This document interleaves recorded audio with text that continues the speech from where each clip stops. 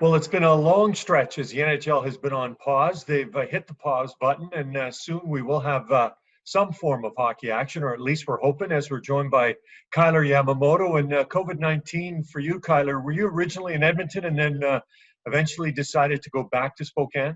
Yeah, so I actually, when all this happened, I ended up staying in Edmonton probably for a month and a half. It was kind of nice though. I got to have my girlfriend go down there with me, and my brother came. So I had a little bit of company, so it wasn't terrible. But I finally got to a point I was like, I got to go see my parents. So we all just rented a car and then drove down. And I think I've been in Spokane now probably for a month or so. Well, I'm sure you've been, staying in shape and thinking about returning to the game. And I also believe you've been working on some puzzles or a puzzle. How did it go? I don't think we finished that one. That one just stumped us. I think I brought it home though because my mom was like, "I want to try to do it," but we were just up there. We were like, "I can't do it. It's too hard." Well, you have become a big piece of the puzzle for the Edmonton Oilers this season. Can you give us an idea of just how you felt about the way things have gone for you? I felt a lot better this year. My first 2 years, obviously, I didn't play how I wanted to play. But this year, it's been a lot of fun. I think it helped me out a lot getting sent down to Bakersfield. At the beginning of the year, just get my confidence back, get my legs back, and stuff like that after having surgery the year before.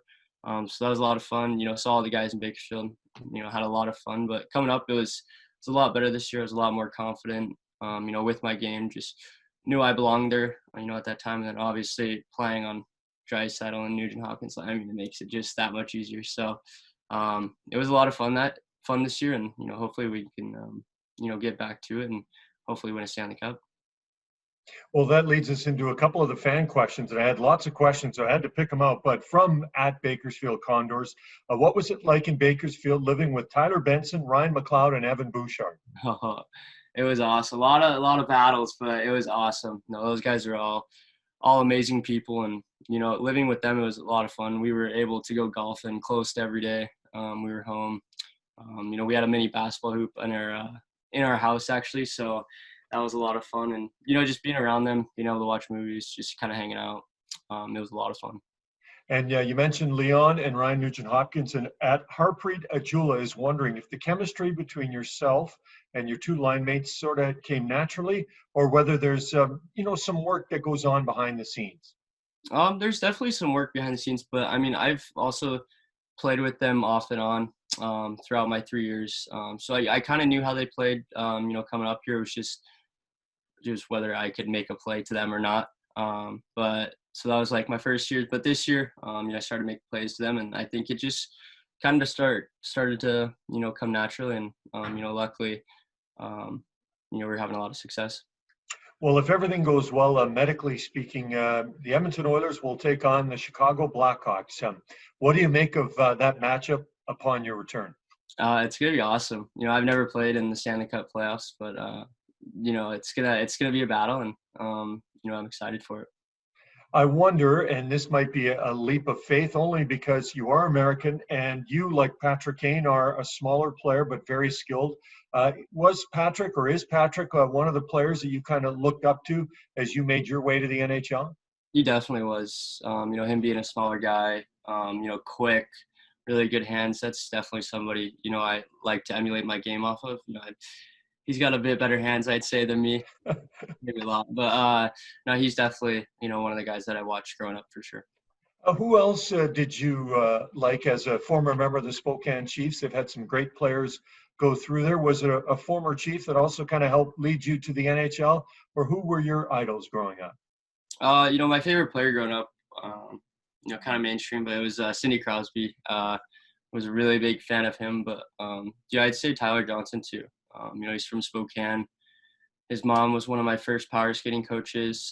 She taught me how to skate too. So he definitely, and he still talks to me. Like I skated with him yesterday. So just being able to see him, talk to him, he gives me pointers all the time. So he was a really good mentor for me growing up. All right, so we've got some more fan questions here. At the Nation, Dan wants to know, what is your kind of official nickname that you have, and what do you like to be called?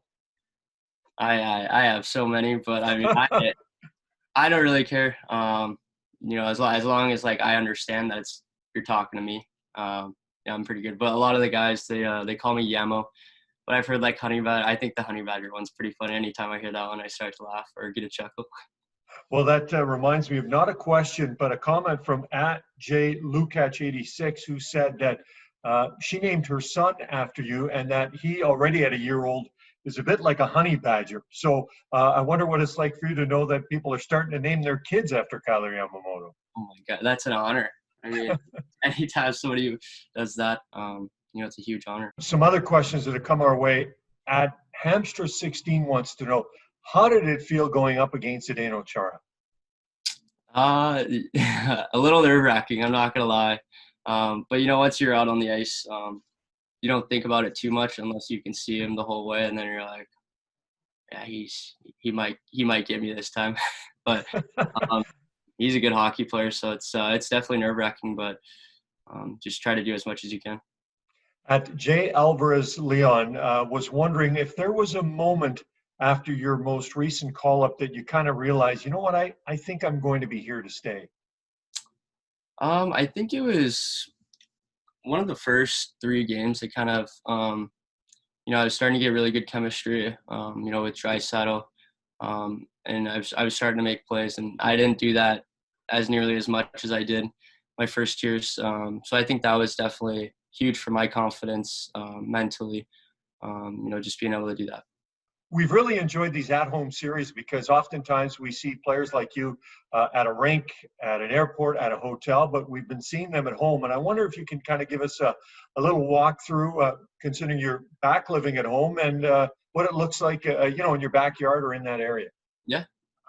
Let me take you guys out there right now. I'm not sure who's at my house right now, so we'll see.